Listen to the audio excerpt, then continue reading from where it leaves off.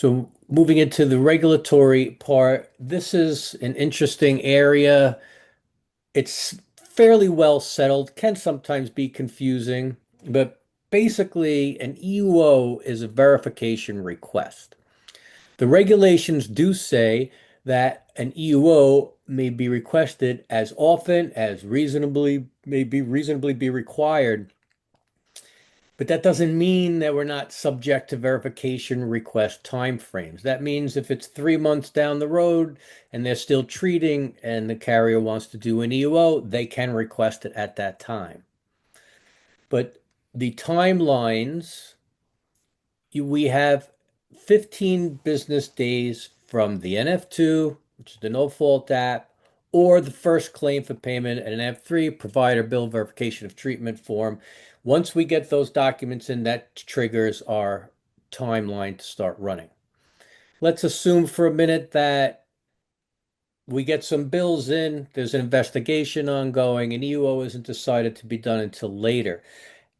The bills that are coming in, we need to send out that verification request within those 15 days, or we lose the opportunity to deny it basically on that EUO if it's not already out there. Christina, that makes sense? I'm trying to sum it up Agree, like that. absolutely.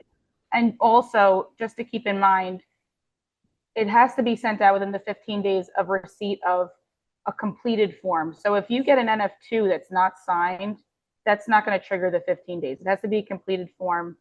Most of them are completed. I think it's very rare that they send something in that's missing a signature, but it Right, happens.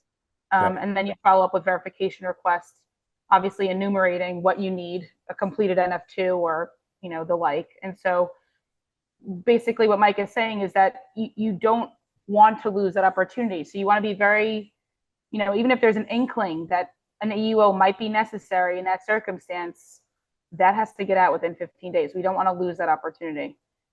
Right. And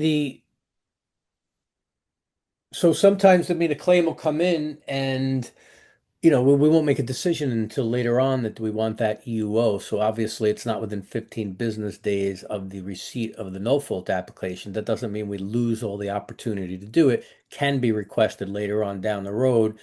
The usefulness of it in most situations in litigation and in arbitration, they won't start counting it unless those verifications and those denials are done timely on the EUO itself unless we do a fraud, which we'll talk about in a minute. So just like any verification request, they don't show up. Verification 10 business days after. If they don't appear, that's no response. So it gets scheduled. They don't appear, needs to be rescheduled. They don't show up again. That will trigger an event for denial, usually in the two no-show realm. So it comes from the PIP endorsement, the mandatory endorsement in every policy in New York. Generally, we don't have to supply them with the policy because it's mandatory, but we can do that if we go like a DJ action, which we'll talk about again a little bit more later. And we do want timely denials. We want these denials, if it's no-shows, we want them within 30 days of the second no-show. If they do appear, we're going to deny on fraud or misrepresentation. We want that within 30 days. Although on the fraud, we have a little more wiggle room with late denials, which we'll talk about. But to play it safe, the best case scenario is to have those denials timely. And also, it's important to keep in mind that with the fraud, that's a very high burden as the courts see it. And the courts don't disagree on that. That's a very high burden for the defense, for the insurers. And so Yeah, we need to be perfect, quite that frankly. needs, right, that needs to be perfect. And, again, it's important to keep in mind, it all ties in that the attention to detail in terms of addresses and where these are going, or attorneys' offices that we're, are representing, and we have record that they are representing, and they're not CC'd on letters. These things get thrown out for those reasons. If those letters did not go out to the attorney and they're the attorney of record, Absolutely.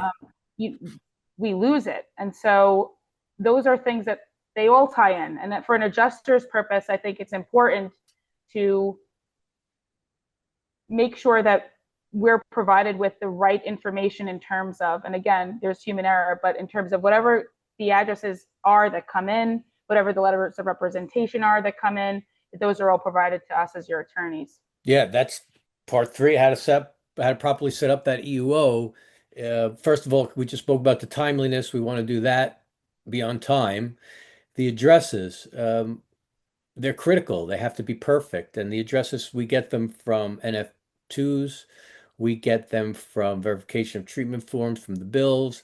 We get them from SIU investigations. We can get them from pretty much from any source that they come from. We try From to the include letters of representation, letters if of attorneys, representation are key for the attorneys. Any kind of background searches that are done on these claimants, they may pop up a couple of addresses that we use. Generally speaking, when we work with SIU, they're really on top of their game and they know their files.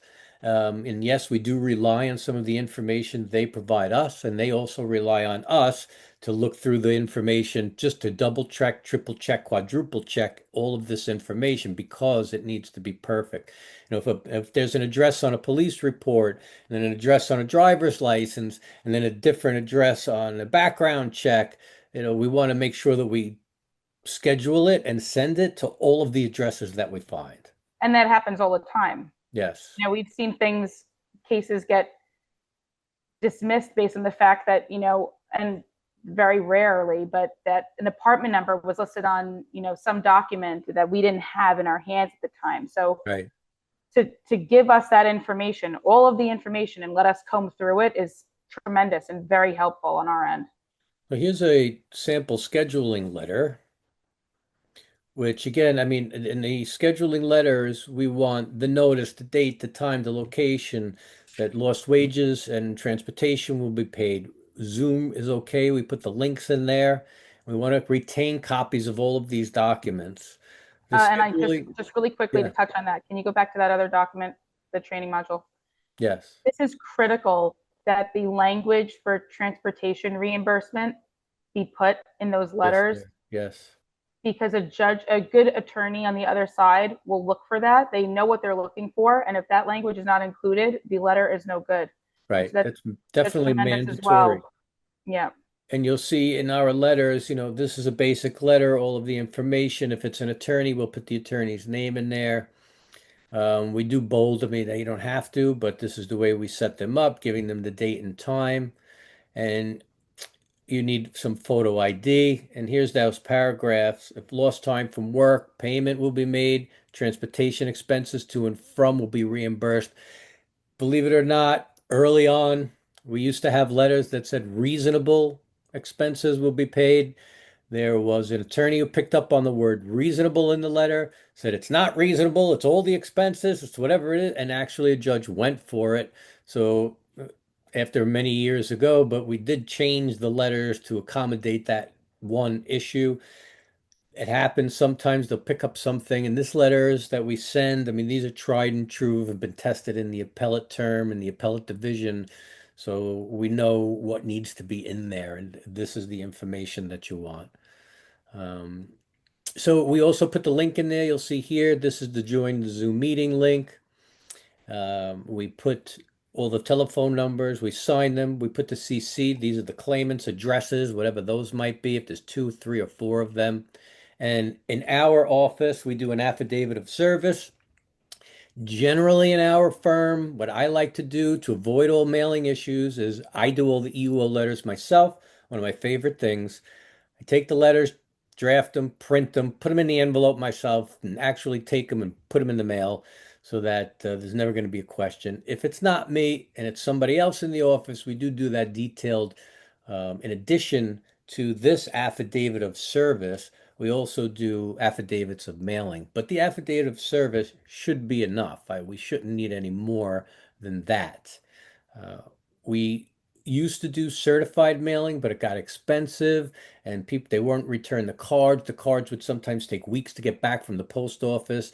So rather than dealing with a certified mailing and we don't have a signed card, the affidavit of service definitely serves its purpose. So that's an example of our scheduling letters. The next phase that we'll go into is the no-show or the appearance. We'll take a quick break, and Christina and I will be back in a moment, and we'll start the next phase.